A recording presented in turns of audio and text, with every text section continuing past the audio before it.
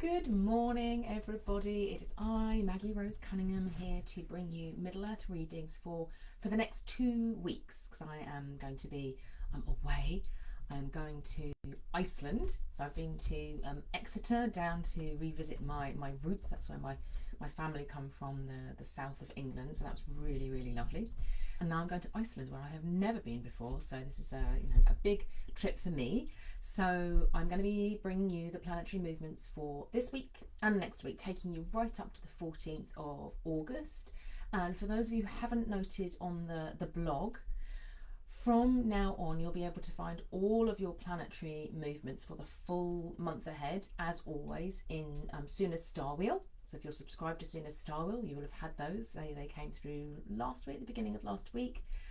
We're not going to be posting them on the blog as well anymore. They're going to be in your Star Wheel, and you will get them. We do post them on the day on our Instagram account as well. So when I go through all of the planetary movements, I'm giving you a sort of an overview, let's say, a sort of reading of how all of these movements come together, how they weave together to form the current of weird, the flow of fate and the energies that are available to us and what's going on for us as they work together.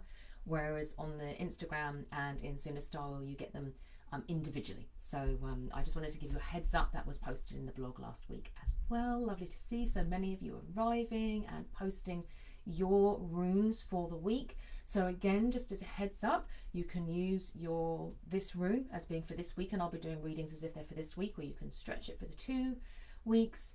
And you can always post and say, I got this rune next week, I got this rune next week when I'm not here, and see what other people have to say about it as well. But I'm going to be covering the 2 weeks today. Happy Lunasa for those of you who celebrate Lunasa. Lunasa is a festival, it's a Celtic festival largely. It was celebrated in Scotland, so there may have been some crossover between our Viking ancestors. And it's never as neat as sort of saying, oh well, that's Celtic, so I won't do that, and this is it's never quite as neat as that, but it's not. It is a Celtic festival. Interestingly though, I always find it just very in keeping with the half month of Thurisaz. So Suna's chariot is in Thurisaz at the moment. It entered on the 29th this year. So we've always, at the point that Lunasa comes in, we've always just entered the half month of Thurisaz, which is the rune of the thorn. And if you think about the first harvest, very much about berry picking. We've been doing berry picking and eating some lovely berries, and the thorn is the protector of the berries. So it's a reminder through the first harvest of the cycle of life and death, that in order to live we must harvest. And you can think about the first harvest in the northern tradition as being potentially Ymir, the primal being who is slain by Odin. And for me, Thurisaz is always that point. It's like this point when time begins. The first ending is also the first beginning in many ways, when the narrative starts and the story starts, and everything starts to be shaped. So Thurisaz brings with us this deep life force energy and the beginning of time, and it is the scythe, the cutting tool of the harvest as well, the tooth, the sharp blade. All of these things were in Thurisaz, as well as the heart, the beating heart, and the fruit and the first harvest are all encompassed within this fiery Thurisaz energy. So they do fit really well together for those of you who are celebrating Lunasa as well. So we're already in there with Thurisaz, and I really enjoy the half month of Thurisaz. I've been doing a lot of embodiment work with Feyu through its half month, and with Uruz I was doing a lot of strength building exercises, and I can feel the power of Thurisaz building, almost as if that work that I did with Feyu, that bringing in that the flowing life force that you might see with Ordhumla, the first being, the sort of primal cow who nurtures all. She comes along with Feyu, and then we have this formative building of energy with Uruz, and then Thurisaz comes, the shaper starts to shape things a little bit there. So I can feel that energy coming through now as I'm working with my Thurisaz rune. So you might be feeling that too with Thurisaz. It can shake things up. I can see Claire, you've just literally just posted Thurisaz reverse this week. Interesting. So we shall come to that shortly when we look at your runes. Then we have on the 2nd of August, so tomorrow, Loki's chariot, so Saturn, equivalent of Saturn, is moving. It's been in retrograde for a while now, and it's going right back into Algiz, which it was in Algiz for ages. Felt like 1,000 years, honestly, last year. And it's not a very comfortable energy, I'm going to be honest with you. I always feel as if Algiz in this one, with this dynamic of Loki and Algiz, we get the relationship between Heimdall, the watcher of the gods, with the sort of Algiz, this sort of brilliant, pure energy, perception, radiating out, aware of all. And then you get Loki, the literally like the thorn in the side. He's enjoying this Thurisaz energy. He really is coming, and he's there. Honestly, just the way that I see him is he's there on the bridge, Rainbow Bridge, obscuring Heimdall's view and irritating Heimdall.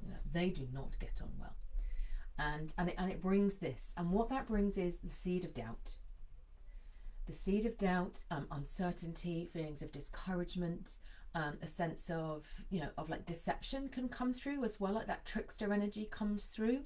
And it's really important for us at this time to therefore work on maintaining trust, but doing it with evidence, and maintaining sovereignty. So all of the things, for those of you who've been working with me for a while now, that we have been working on to create that sense of, why am I here? What am I here to do? What are my intentions? It's holding on to them, not allowing yourself to be discouraged or diverted, holding your ground. Somebody else comes along and says, oh no, that's entirely wrong. What are you doing? Thank you. That's an opinion. But unless you have evidence for the other person being correct and you being incorrect, ignore it. Is basically what Loki is saying. He's a tester. That's what he does. He tests us. He's testing our resolve. So yes, it might feel a little bit tricky, but it's also an opportunity to strengthen into what's the word that I'm looking for? Just to strengthen into that intention setting, and into that I will keep going with my course, and I will hold to my strength and the course that I have set for myself. So one of the things that I'm going to be doing, and I'm going to suggest that it's something that you might find interesting and useful, is when you have done a rune reading for yourself, whether you're doing it through sort of Middle Earth readings today, or you're doing a rune reading, or anything where you receive information and you're like, this is information that I'm going to choose to act upon. Remembering it's always a choice. Then at the end of the day or at the end of the week, doing a review for yourself and saying, what's the result of me having acted in accordance with the insights that I received or the energies that I received? Because it's the with evidence bit that's important. So it's maintaining that sense of trust. And if it's not working, okay, what adjustments might I make? The following week, or yes, it is working. So all of those voices saying, oh no, what are you doing? It's really silly what you're doing.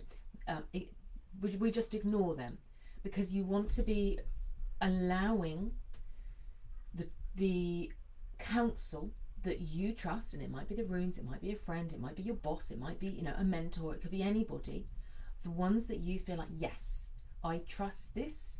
Keep building that and keep reminding yourself of that, because otherwise you'll get there'll be so much like noise and interference that you won't be able to feel what's true and what's right for you. So that review piece is really important through this time. So that's going to keep going 2nd of August until the 5th of January. So this is a long haul. This is a bit of a marathon that we're going on here, with doubt and uncertainty creeping in. And so we want to be working on that and keeping that, which is why personal sovereignty and that standing in personal sovereignty is particularly important at this time, and it's going to stand you in good stead for the next few months right through into 2023. So then on the 5th of August, we've got Frigg's Chariot. Oh, I haven't done that. I put my cards out and I didn't. So here's Suna's Chariot, for those of you not with the runes. Suna's Chariot in Thurisaz, Loki's Chariot in Algiz, and then we have Frigg's Chariot in Uruz. And she's come along and she's a bit of a supporter for us right now. She is saying with Uruz we can use it to draw on our inner strength literally. You know, we can chant the rune, we can embody it, we can meditate with it. You can do the YouTube meditation that I have for Urus. You can go and do that to draw on your inner strength and your courage and your resolve. So anytime you're feeling a bit of a wobble, Urus is your friend with that. And Frigg is reminding us that Urus can be used for the symbol rite. For those of you who've done the symbol rite with me, it's that intention setting. We turn this upside down, it becomes the drinking horn that we toast with. You know, this is, and it gives us that review as well. It says, so you might say with your symbol rite, you know, I always do it with 3 elements. So we do our boast, something that you're proud of, standing in sovereignty. We do our gratitude, counsel that you have received that has proved to be helpful and useful to you, the gratitude. And then the oath, what is it that I want to do moving forward? So the symbol rite is really, really helpful for us navigating the Loki's chariot energy, and Frigg is there to help us and to remind us that it's there and useful for us. Then on the 8th of August until the 3rd of September, we have Tia's chariot, which is the equivalent of Mars, is moving into Ingus, which is very in keeping with all of the harvest energy. So this is the god of sacrifice. You know, Tia is the god of sacrifice, moving into Ingus, the seed. You know, the seed of potential. And it's really asking us to remember, what am I doing this for? So if you think about sovereignty, standing in sovereignty, I have certainly learned through all of the work that I've done, and I've done a lot of work, you know, I work with archetypal energies in my coaching and mentoring practice, that sovereign energy is not about, I'm in charge, you know. Yes, you are in charge as the sovereign, but it's about, what are you there for? It's what is the service that you are offering, and that brings out the leader in you, that brings out the sovereign in you, that says, this is what I see for my realm, for the little bit, my corner of the world, my thing that I've decided that I'm here for, my purpose. That's when we stand in our sovereignty, is when we're standing in our purpose, and that's when we know, you know, what we will fight for. And when I was looking at this, you know, Tia often comes across as a very sort of what's the word? He's got gravitas. Let's say he's got gravitas as a deity, and yet when you go and work with him more closely, he has got quite a lot of humour in there, like one-to-one.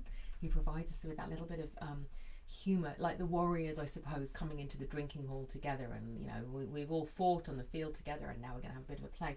And he reminded me of an episode of The Simpsons where Homer, I wish I should go and look at this up so I can tell you a bit more accurately. Homer, if I remember rightly, leaves his job. He leaves his job at the nuclear power plant, and he's all happy and joyful. I think he like wins the lottery or does something like that. I watched it as a child and I haven't watched it since. And he's like, yay, that's brilliant. And everything's going well. And this is at the point where he just has Bart and Maggie. You know, Maggie, and everything's going well. And then Marge says, Homie, I'm pregnant. Well, you know, I'm sorry if I apologise if I've just ruined that her accent for you. But she says this, and he realises that he's going to have to go back to the power station, and he's going to have to work, and he's going to have to go cap in hand to the dreadful Mr. Burns. And Mr. Burns says, yes, you can have your job, and he puts this sign on the wall where Homer's there, which sort of says something like, you are here forever, you know, something like that. And Homer gets all of these photographs of little, oh, I'm sorry, I said Maggie, didn't I? I meant Lisa, Bart and Lisa. When little baby Maggie is born, he gets all of these photographs where he sticks them all over the sign, so that all that's left is do it for her.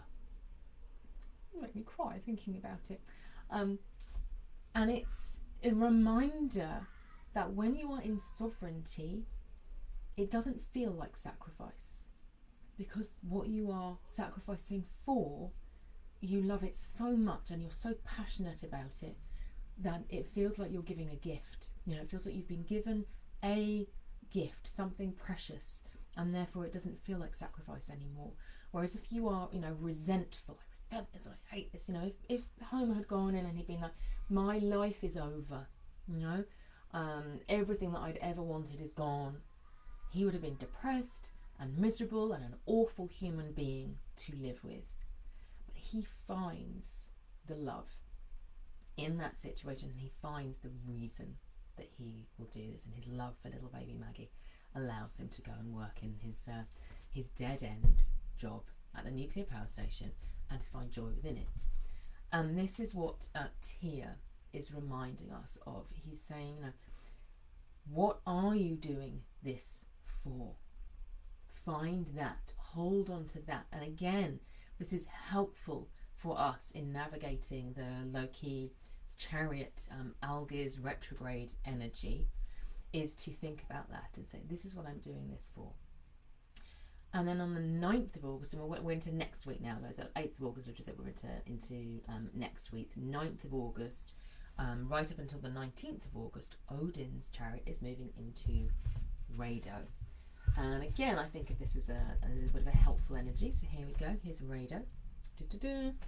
And for those of you who've got the Sooner Star Wheel, you know that I write about this. Ride the thunder drum into the storm's brilliant heart.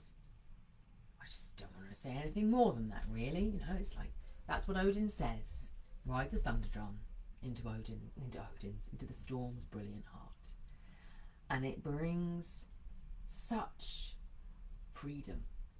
You know, and I've been talking about that sense of sacrifice and difficulty and doubt and working on keeping the trust going, and that can feel hard. You know, it can feel tough to keep on doing that all of the time. We can feel like, I don't have any more resources to do this anymore. And so Odin is saying, you know, through this period of time, 9th to the 19th of August, work with that Rado energy, feel into Odin's ecstasy, welcome freedom, get moving. You know, it doesn't have to be travel. Could be travel, woohoo, you know, if you can. It could be literally drumming. It could be running, going out in nature, doing whatever you need to do in order to remember that we can always shift our energy and not become ensnared in the moment. I do a lot of work with clients on like energetic release, and again, that's really important through this period of time, particularly with our Thurisaz, our half month in Thurisaz, can be tricky to navigate because a lot of feelings come in, particularly if you're highly sensitive and you're picking up on everybody else's stuff, and it's stuff just coming up and it's saying, oh, you know, you've got to harvest what you sowed, and you've got to harvest what other people sowed as well, and you might not like that either. It can feel bad. So there's a lot of freedom, release, like dance that you can do. Dance it out, get moving. Don't allow yourself to sit and get entangled and ensnared in that energy, you know. So get yourself moving, and particularly like from the 9th through to the 19th, Odin will have your back when you do this, and just use that, you know, ride the thunder drum into the storm's brilliant heart. What does that mean for you? You know, if you were really about to go and ride the thunder drum and go right into the center of the storm, what would that feel like? You know, absolutely key to keep on moving. And then the final planetary movement that we have through this 2-week period on the 12th of August is the full moon in Suelo. So we have Mani, the god of the moon, entering the rune of the sun, his sister, Suna or Sol. And it's that union. I always love full moons in Suelo. I just think they are delicious. You know, it's a really delicious energy, connecting with your center, uniting with your purpose, that Suelo energy, that navigator, that feeling into leadership. You know, we've been talking about sovereignty, and sometimes it is that I'm imagining, you know, imagine standing on the prow of a ship and the sun is like blazing out in front of you and it's like this way. And so through that, the full moon is a wonderful time to really connect into your energetic signature. You could do some work with your own sun rune through this on that day as well. Will work really, really beautifully. Releasing energy that's not yours, stepping fully into center. You know, for those of you who've done the soul journey, Birthright soul journey with me, it's a great time to be using the meditation of working with the first thread and your Suna's chariot rune and your Mani's chariot rune, and really connecting energetically into you, grounding into the earth, allowing that, you know, lovely, delicious moon and sun energy to come through and recharge and replenish. So we're really going to be calling on the planets, on the chariots, to help us and support us through this time when Loki is testing us, and he is doing that for a good reason, because when we are tested, we step up, you know, and that's what this is, you know, all helping us to do. It's helping us to step more fully into the heroic destiny, you know, that is yours. So let's see how many fabulous heroes we have today. Hello Leslie, good morning. Chen, you got Yera this week. Did you miss the reading last week? Chen, oh I know, terrible, and I'm doing it again next week. Can you believe it? It's almost like, you know, summer holidays. What's going on here? So you've got Yera for this week. I was thinking about Yera actually. Yesterday, Yera was coming really strongly through for me. I was thinking about it in the context of the dynamics of wealth. So I will share with you what that's come, because that's coming through. Let's see where it takes us. So the two wealth runes that are obvious wealth runes are Feyu and Athala. So we've got Feyu right at the beginning of the fourth arc, and then we have Athala, which is either the penultimate or the last rune. Sometimes it's positioned last. And so it's almost this journey of wealth, and we might think of wealth as being like life force, abundance, and all of the ways in which it starts in this very primal energy. You know, I talked about Orthumla, this abundant, flowing, nurturing energy that's available to everybody, and then it starts to become channeled and formed, and beginnings and ends come along, and we start to get places of lack start to emerge, you know, through this period of time. And then we get all of the shadow side of Feyu coming through, and our relationship with wealth, and why isn't it coming to me, and why isn't it flowing, and the complexity of the tapestry kicks in at that point. And things like the North's rune comes through and teaches us about how to respect our own needs, and how to discern, you know, what we need and what we desire, and say, you know, what we desire might be shiny, it's not wealth, you know. So we start to get a discernment as to what does wealth mean for me. And then I was thinking about, oh, you know, where's the pivot rune within this? You know, the rune, because I was thinking about North's and going, no, that's it's a teacher. It certainly teaches us about wealth and abundance, but it doesn't feel like a generator in the way that Feyu is a generator, and then we get all the way through to Athala at the end, and Athala is about legacy. So it's sort of saying, you know, how do what we have left, the structure of the generation of wealth and the way it flows through the generations comes with Athala, you know, a permanency, a permanent legacy of some description, what's in the middle. And then I was looking at Yera and this cycle of summer and winter, Suma and Vetra as they're called, and thinking, oh, you know, Yera, of course, is a rune of success and abundance, and so it is very much a rune of wealth and how to manage our wealth. And I think it ties in very nicely with what we were talking about in terms of sacrifice, of saying when we are in the winter months, we have periods of time when we have days, we have festivals where we deliberately move into abundance, even though we might feel lack, almost as a trust, trust of we trust that things will be, that the spring will come. And so we will have days where we won't be in continual sacrifice, because we need those moments of hope and blessing and replenishment and good food and all of those things. So it's not as simple as saying, oh, well, there's abundance over here and lack over here with winter. Actually, there's a lot of rest and replenishment that happens in the winter time, and a lot of we can't do anything and eating, through the winter time. And through the summertime, we always think, well, that's about abundance and plenty, but it's also about work, high levels of work. So it's always about looking at the sacred balance of saying, well, when there is plenty, I draw that into me, I'm eating the berries off the bushes, I'm doing all of those things, but I'm working hard as well. And then when I replenish, I'm slow my energy down, and I also, experience abundance, but in shorter bursts. So it's looking at the management of energy, and thinking about how we need to respond differently in the moment, depending on where we are and who we are. And it's always about what is sacred in my life right now. What am I willing to sacrifice for? and how do I need to manage my energy in doing that. So I hope that's helpful, Chen. It's just I'm going to share that because that was what I was thinking about yesterday with the Yarrow rune and its relationship with wealth. Good morning, Elaine. Marie says, hello everyone, your trip sounds exciting. Oh, it was lovely. It was really, really lovely.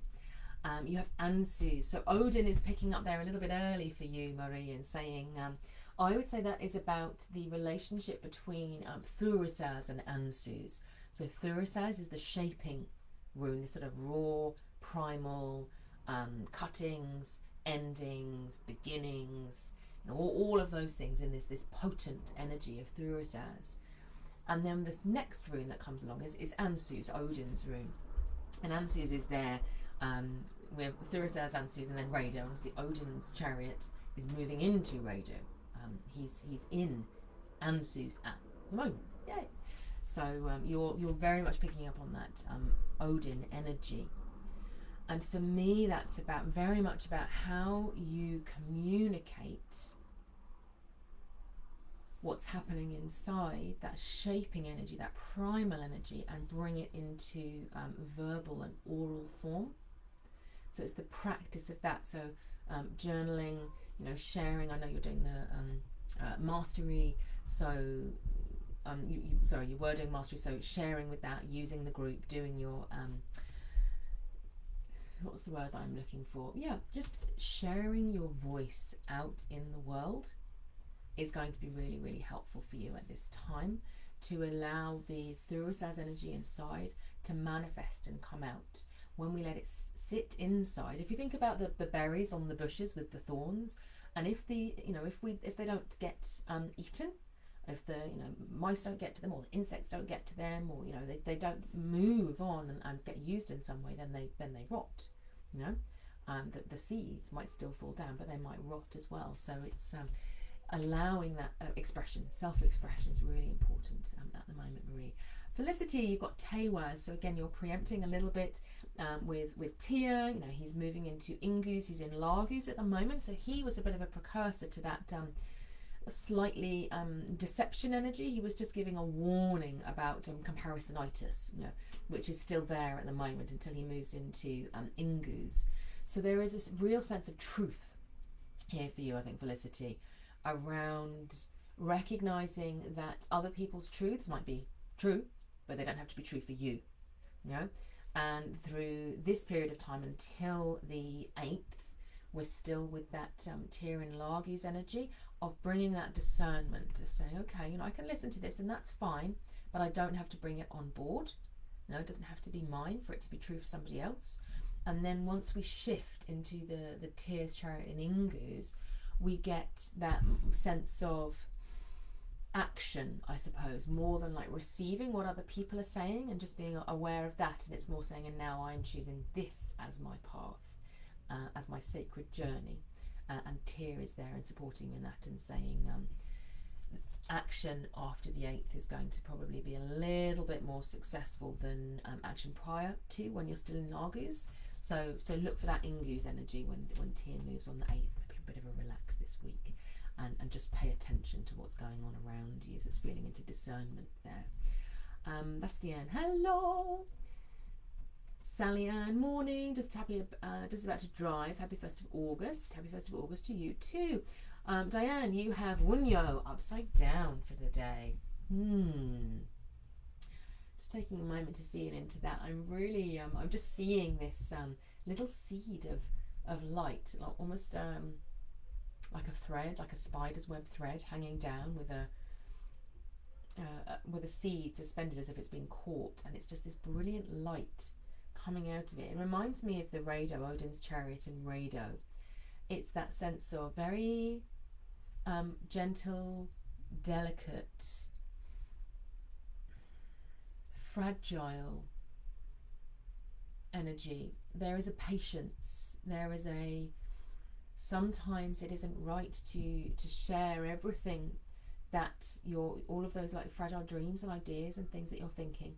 Don't be too hasty about bringing them out into the world. Allow them to form and for you to just enjoy their delicacy for a period of time. It's I'm not feeling anything in the reverse position, that's about, you know, a lack of joy, but I am feeling that need for cocooning, you know, and there is some silence as well within there, and almost allowing of that Runyo energy to rest within you and for you to protect it and nurture it within you. And my sense is possibly just allowing it to shift, and once we get into the full moon in Suelo, that's when you might say, okay, I'm ready to express whatever it is that's been gestating, you know, within. Now I'm ready. So wait for that Suelo moment, and be patient with sharing ideas, because it's a little bit of that Algazi, low-key, Thursasy energy that just makes the world, you know, it's unnecessary for us to share our most vulnerable, you know, ideas and dreams and hopes out there when we don't need to. Wait until the full moon if there's and then think, oh, is it right for me to share this now, and to, you know, trumpet what I'm doing or what I'm thinking or what I'm dreaming more loudly. Leslie, you've got Ansus as well, so I'm going to refer you to, I was talking to Marie about Ansus, and we were looking at you know, Odin's chariot being in Ansus, and, you know, so that's a really great time to be communing with the All-Father, working on with him. Poetry is coming through quite strongly for me, actually. I don't know if you enjoy poetry, but it might be quite nice to do a poem of the day, or to remind yourself of poetry that inspires you or calls to you. There is I think as well, probably as the 2 weeks mature, that sense of being careful about speaking your own truth. Not always having to say everything, choosing your words carefully, and recognizing that sometimes when you speak, it is more about you speaking your own truth than it is necessarily about being received or heard by somebody else or understood by somebody else. Sometimes it's the most important recipient of your words is you, and so the act of speaking becomes important then. So there's maybe like a receiving period where you might be like, oh, you know, bring in some poetry or do some divinely inspired writing, or, you know, allow that to come through. And then as the week progresses and we move towards that, again, the Suelo full moon, or you might use your symbol rites to, you know, make an affirmation for yourself. It would actually be really, I think that could be quite powerful for you, is to write your own affirmation at this point, you know, whatever it is that you want to bring through or what you stand for. We've talked about sacrifice, we've talked about sovereignty. To speak that out loud could be very powerful for you at the moment. And Lisa, you also have Ansu, so I'm thinking that perhaps the affirmations are for you as well. That sense of using like maybe the symbol format with the boast, and then the gratitude, and then the oath or intention setting could be really powerful for you at the moment. And again, I'm feeling that sense of a few days, period of time where you are allowing yourself to receive, and then almost like the breathing in, and then the releasing through the 2 weeks, and then we get to the full moon energy. Will be really powerful if you wanted to do some intention setting during that time. Let me see who is next. We have Suzanne with her bundle. So Suzanne has Perthrow, Erica has Perthrow. So let's look at Perthrow. I always want to shuffle with the card there and find the card with Perthrow. So Perthrow is bringing in a different dynamic for, let's just have a little feel into Suzanne, and then we'll check if there's anything else in for Erica. I think that's why I needed to hold on to the card, because it's bringing a different dynamic. It's almost like the alchemist dynamic with the cauldron there, and I'm seeing the Suelo rune as being like what's brewing inside the cauldron and waiting to come. So there might be a sense for you in which the planets and the planetary energies are more like ingredients that you are bringing together and drawing into yourself and placing in your cauldron for the full moon, with the Suelo full moon. And that there will be times when it's important to almost feel slightly separate from them, recognizing that perhaps what you are doing is more about your purpose and less about you.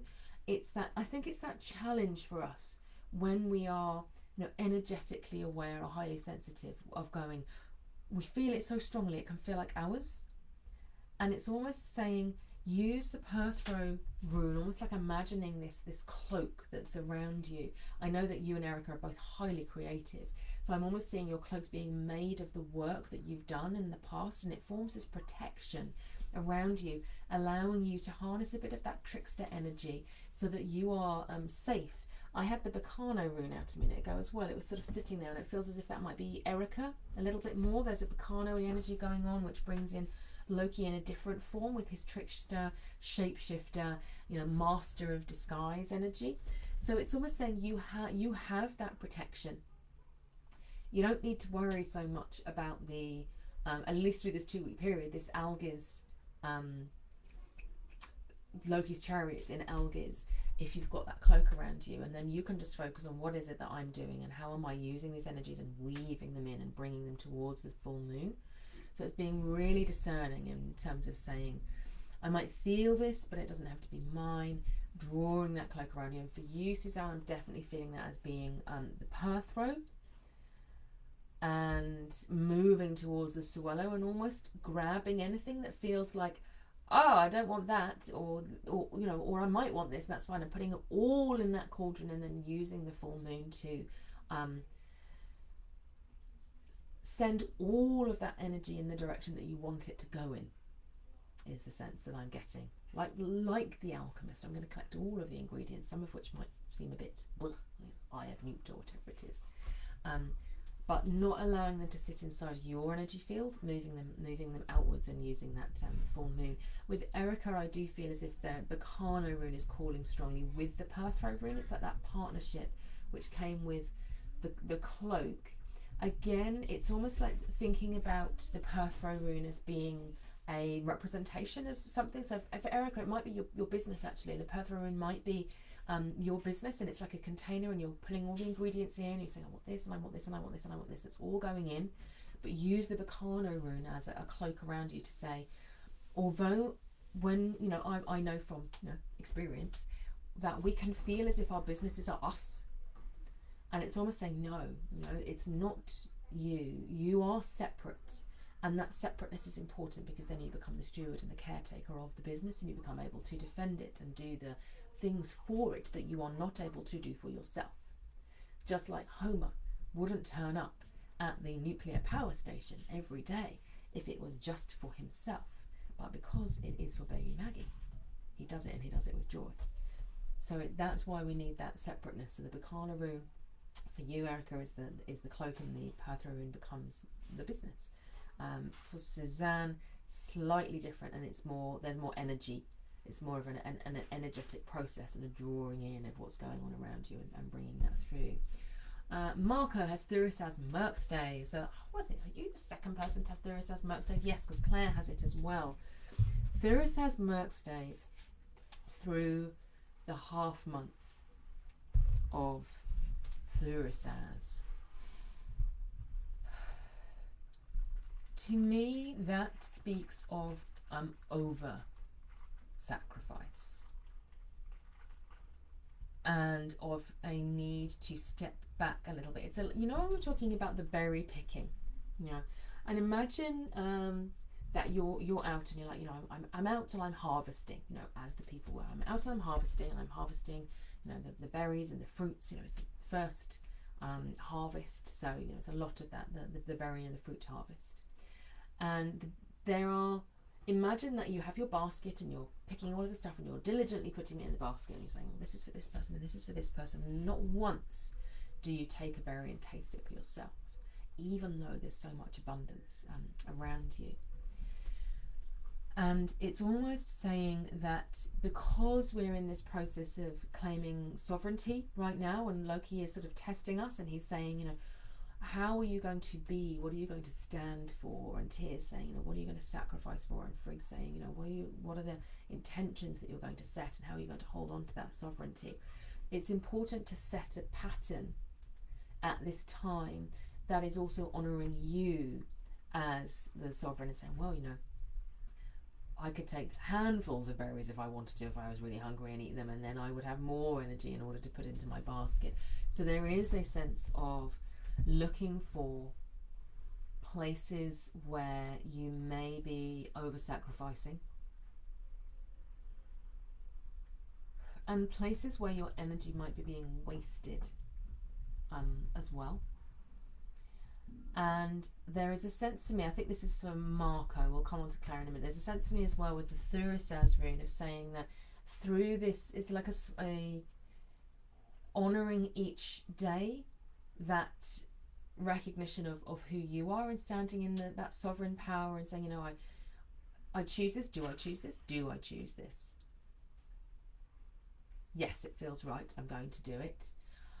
Is setting the pattern for the future, and is going to be charging up your Thurisaz rune in its positive aspect for later on, when you may well need it to defend your realm and to stand in your power.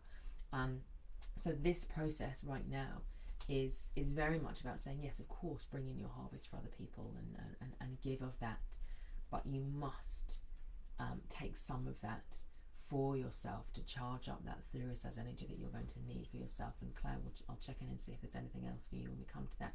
Michelle has Feiyu. We were talking about Feiyu and the flow of Feiyu energy, that wealth and that abundance coming through.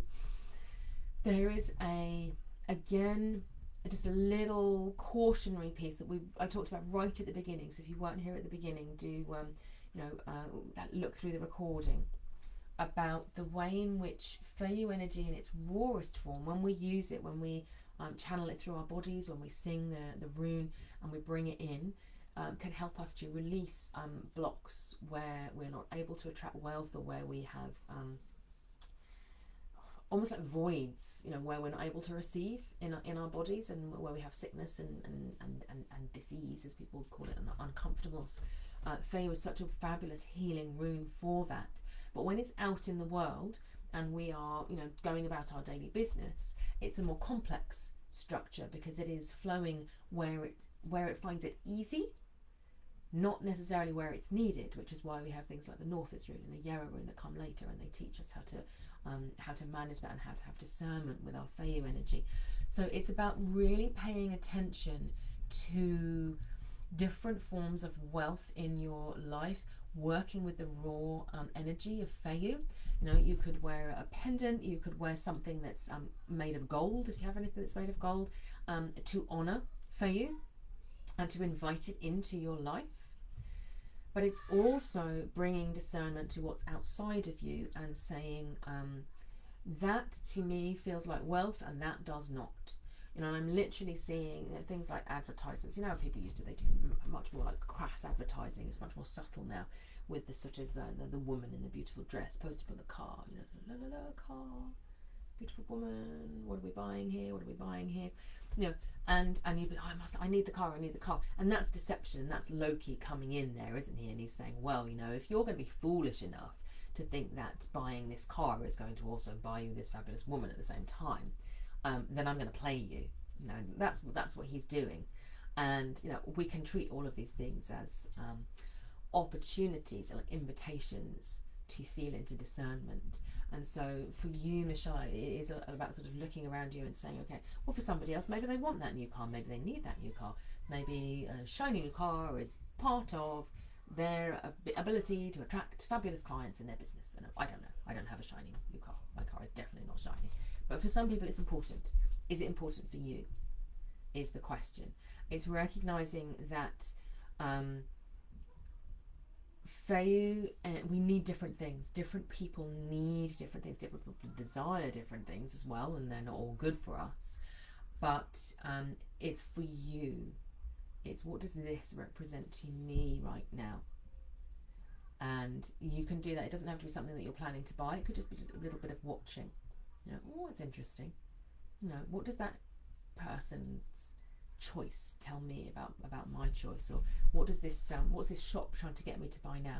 It's just starting to bring more presence to how so our society structures the energetic flow of wealth and tries to divert it into some areas and not into others.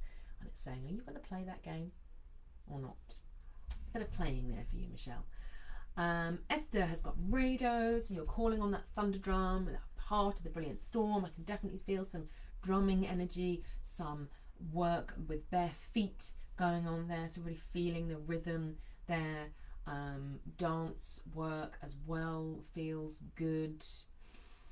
Listening to music that you really enjoy. It's that movement piece is the sense that I'm getting here, Esther. And no, it's not even, it's even looking at those like rituals that you do, sort of automatically things that you feel, yeah, this is right for me, and really again bringing that discernment piece to them and saying, is there anything that I need to nuance, is there anything that I need to change in order to make this more powerful for me, more potent for me? So we're looking at, again, I was talking about radio, it's that sense of, we need to be able to question everything, and it's not let go of everything, it's definitely not that, it's always taking movements and taking actions, but it is saying, could I tweak this at all to make it more potent and more abundant, and to allow it's like more magic, to allow more magic into life through looking at those daily rituals or weekly rituals, or the way that you celebrate particular festivals. How can you bring the magic in more strongly? Sally has Northers. We talked a little bit about Northers actually. So this is very much, again, thinking about the discernment piece and the sovereignty piece. Really feeling strongly into necessity. Being willing to say no, being willing to cut things away. Some cord cutting work would be useful at this time, energetic cord cutting. Do that for yourself, or you can ask somebody else to do that for you as well. I'm feeling the Norn schooled coming through quite strongly for you there, Sally. The Norn of that which must be, there's almost like a longer term game here that I feel is at play, that she's sort of wants to come and collaborate with you on a little bit, like a, we've been talking about purpose, and there's been quite a lot of like being present in the moment and bringing discernment. We've been talking about that, but it's looking for you. What is your vision? And recognizing that sometimes we don't fully understand where we're going, but if we have powerful spirit allies that we trust, they will help us and support us. And schools are saying, by the way, I could be a powerful spirit ally that you could trust, Sally. So maybe go and have a chat with her. I think she might be quite useful for you to talk to. So she's coming through and she's saying, yeah, there is a, Northers does bring us into the present moment, and it says, what's necessary right now? What am I, how is my focus like splitting and going off in all sorts of different directions, and how do I come back into purpose and what's necessary? But Schooled is also talking about something further in the future, which I leave with you. Claire, so with your Thursaz reversed, is there anything else coming through?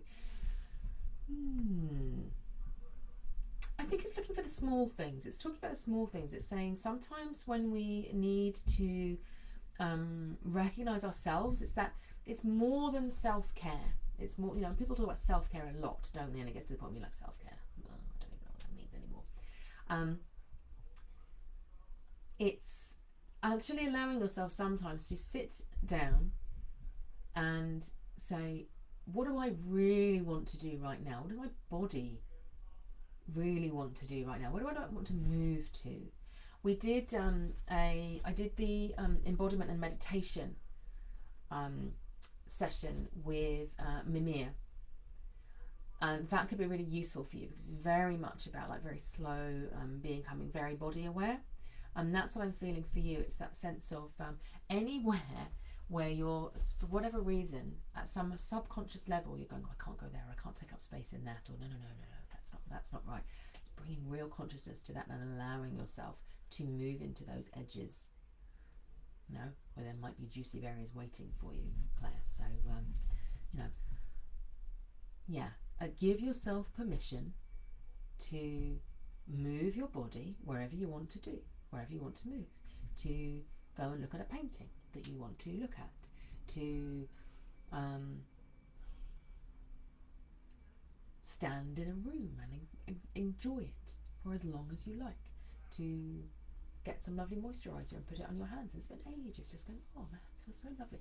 It's very small acts that are programming your subconscious mind to say it's okay for me to reach for the things that I want.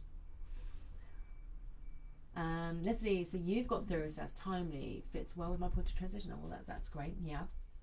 And obviously we've got the positive energy of Thursday coming through, wonderful with the half month, really potent, powerful energy. There is a sense in which the movement piece is important, because Thursday, when it's in its most potent form, is a life force energy. You know, it's like the thunder and the lightning coming through.